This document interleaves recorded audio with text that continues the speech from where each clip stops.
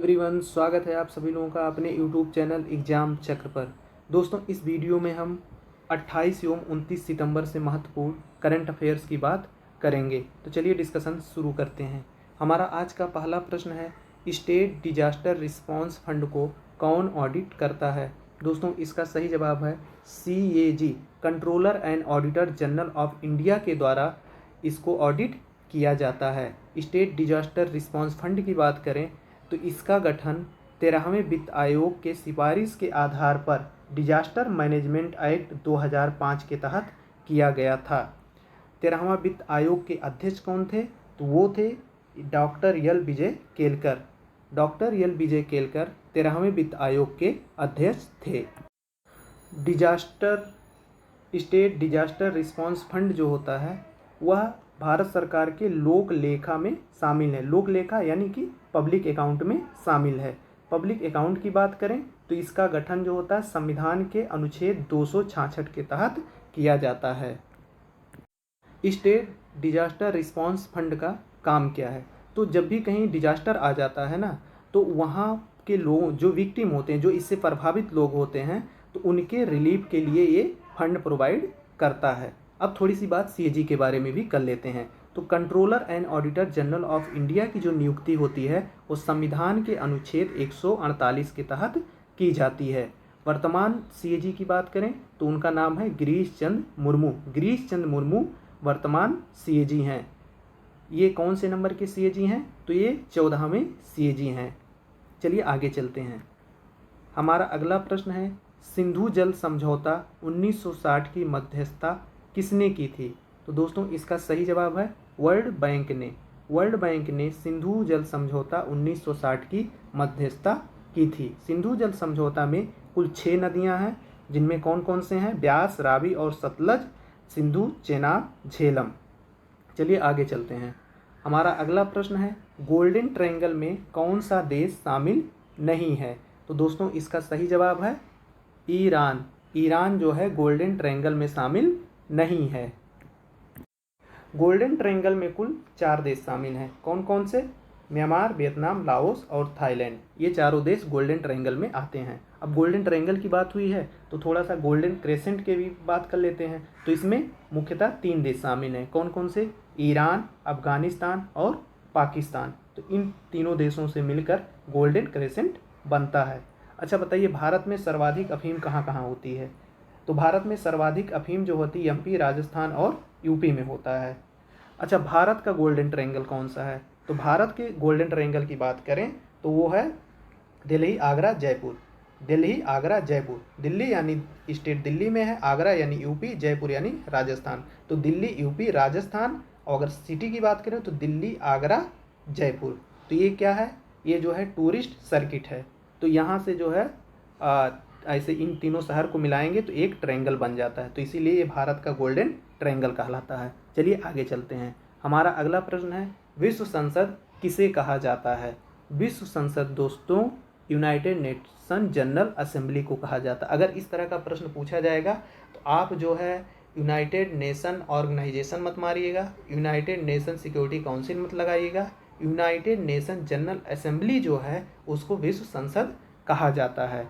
आप जानते हैं कि यूनाइटेड नेशन के जो है कुल 6 ऑर्गन्स हैं, उसी में से यूनाइटेड नेशन जनरल असेंबली भी एक ऑर्गन्स है। इसके जो है मुख्यालय की बात करें तो ये न्यूयॉर्क में है। हमारा अगला प्रश्न है, कृषि किस सूची का विषय है? तो दोस्तों, इसका सही जवाब है समवर्ती सूची। कृषि समवर्ती सूची का विषय है। तो इसे याद रखना, क्योंकि इस समय जो है काफ़ी दिनों से किसान आंदोलन चल रहा है, तो इससे संबंधित प्रश्न पूछे जाने की संभावना है। इसके बारे में और भी डिटेल में मैं किसी और वीडियो में दे दूंगा, पूरा एग्रीकल्चर से रिलेटेड। लेकिन अभी के लिए बस इतना ही। हमारा अगला प्रश्न है, साइक्लोन टौते नाम किस देश ने दिया था? ताउते जो अभी कुछ दिन पहले अप्रैल मई के आसपास या जून में तूफान आया हुआ था, तो वह जो है नाम किस देश के द्वारा दिया गया था? तो दोस्तों, यह नाम म्यांमार के द्वारा दिया गया था। अच्छा, इसका मतलब क्या होता है? ताउते का मतलब होता है छिपकली। तो ऐसे ही और भी बहुत सारे तूफान हैं जिनके नाम के बारे में हम लोग जान सकते हैं। तो एक साइक्लोन गुलाब था, तो इसका नाम दिया गया था पाकिस्तान के द्वारा। एक तूफान था यस तूफान, तो इसका नाम दिया गया था ओमान के द्वारा। तो यस का जो मतलब होता है वो जैस्मिन होता है। गुलाब का मतलब रोज ही होता है, वो सही बात है। यश का मतलब आप याद रखिएगा जैस्मिन होता है, और ताउते का मतलब याद रखिएगा छिपकली में। पिछले कई सारे एग्जाम में इस तरह के प्रश्न पूछे गए हैं कि इसका क्या मतलब है, इसका क्या मतलब है। बात करते हैं अब कि जो है इनका नाम कैसे निर्धारित किया जाता है।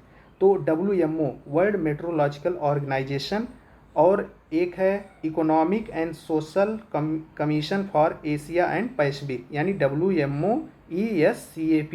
तो इनका जो ज्वाइंट पैनल होता है उन्हीं के द्वारा इसके नाम का निर्धारण किया जाता है। इसमें इस समय कुल 13 सदस्य हैं, जिसमें भारत भी इसका एक मेंबर है। भारत, ईरान, ये सब जो है इसके मेंबर हैं। तो ये पैनल पूरा डिसाइड करता है, बहुत सारे देश इसका नाम सुझाते हैं और उन्हीं में से एक नाम जो है चुना जाता है। चलिए आगे चलते हैं। हमारा अगला प्रश्न है 5I में कौन देश शामिल हैं।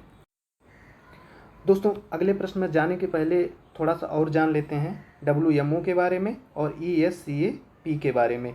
तो जो वर्ल्ड मेट्रोलॉजिकल ऑर्गेनाइजेशन है दोस्तों, इसकी स्थापना जो है 1950 ईस्वी में हुई थी। यह यूनाइटेड नेशंस की स्पेशलाइज्ड एजेंसी है। हेडक्वार्टर की बात करें तो इसका हेडक्वार्टर जेनेवा स्विट्जरलैंड में स्थित है।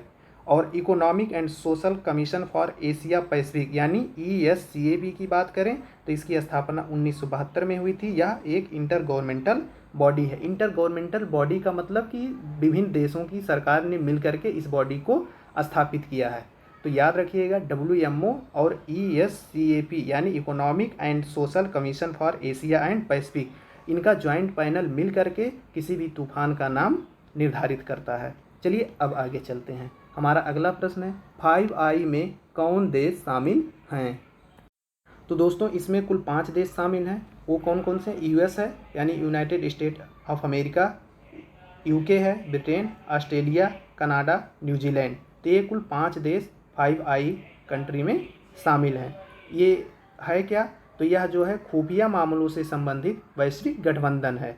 यह एक निगरानी समूह है जो सूचनाओं के स्थानांतरण पर नज़र रखता है, यानी जो भी आप इंफॉर्मेशन इधर से उधर शेयर करेंगे तो उस पर जो है ये निगरानी रखता है। जैसे कहते हैं ना, तुम कहीं भी जाओ हमारी नज़र तुम्हारे ऊपर रहती है। बचपन में अक्सर जो पेरेंट्स हमारे बोलते हैं, तुम जहाँ जहाँ जाते हो वहाँ वहाँ हमारी नज़र चलती है। तो इसी तरह का जो है कुछ है 5I के बारे में भी कहा जा सकता है।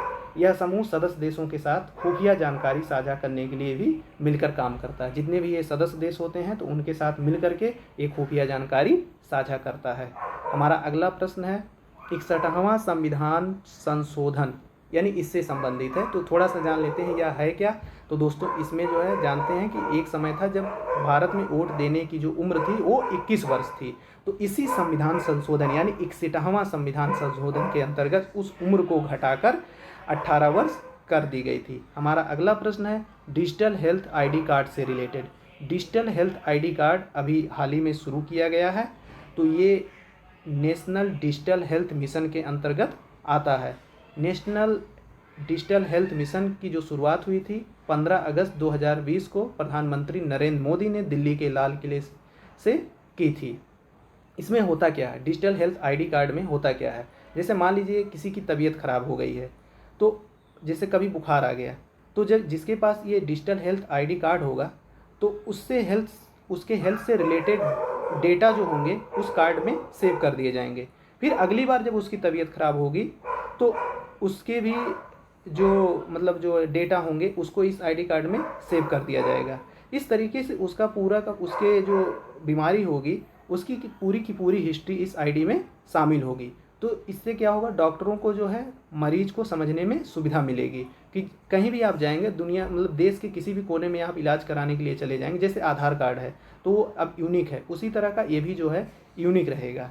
तो कहीं भी आप जाएंगे तो वो आपका डेटा शो कर देता है। जैसे अभी आप अगर कहीं ब्लड देने गए होंगे तो मान लीजिए आपने जो है 3 से 4 महीना पहले कहीं ब्लड दिया है और किसी दूसरे हॉस्पिटल में अगर ब्लड देने जाते हैं और वहाँ पे आपका जो है वो चेक किया जाता है पूरा नाम डेट ऑफ बर्थ डाल के, तो वहाँ पे शो कर देता है कि इतने महीने पहले इतने तारीख को आपने ब्लड डोनेट किया गया था। तो कुछ इसी तरह का है। आगे अगर इसके बारे में और कोई इन्फॉर्मेशन आती है तो मैं उसके विषय में आप सब लोगों से बात कर लूँगा। हमारा अगला प्रश्न है देखो मेरी दिल्ली क्या है। देखो मेरी दिल्ली दोस्तों ये वहाँ के मुख्यमंत्री अरविंद केजरीवाल के द्वारा लॉन्च की गई एक ऐप है। तो ये अरविंद केजरीवाल ने लॉन्च किया है, इसे आप याद रखना। यहाँ पे मतलब बहुत आसान है, लेकिन बस थोड़ा सा अच्छा लगा कि देखो मेरी दिल्ली, तो इसलिए मैंने बता दिया। हमारा अगला प्रश्न है, वर्ल्ड हैप्पीनेस इंडेक्स किसके द्वारा जारी किया जाता है? तो दोस्तों यह है United nation solution development network के द्वारा जारी किया जाता है। वर्ल्ड हैप्पीनेस इंडेक्स 2021 की बात करें तो इसमें जो है कुल 149 देश शामिल थे, जिसमें भारत को 139 रैंक हासिल हुई थी। बहुत अच्छी रैंक नहीं है, काफ़ी ज़्यादा पुअर रैंक है। हमारा अगला प्रश्न है, जोजिला सुरंग किससे किसको जोड़ता है? तो दोस्तों इसका सही जवाब है श्रीनगर को लेह से जोड़ता है। जोजिला सुरंग श्रीनगर को लेह से जोड़ता है। तो दोस्तों इसमें मैंने 2 दिन के महत्वपूर्ण करंट अफेयर्स को कवर किया, जो कि आपके एग्ज़ाम के लिए बहुत ही ज़्यादा उपयोगी है। अगर वीडियो पसंद आया हो तो लाइक करें, शेयर करें और अपना फीडबैक ज़रूर दें। मिलते हैं किसी अगले वीडियो में, तब तक के लिए जय हिंद, जय भारत।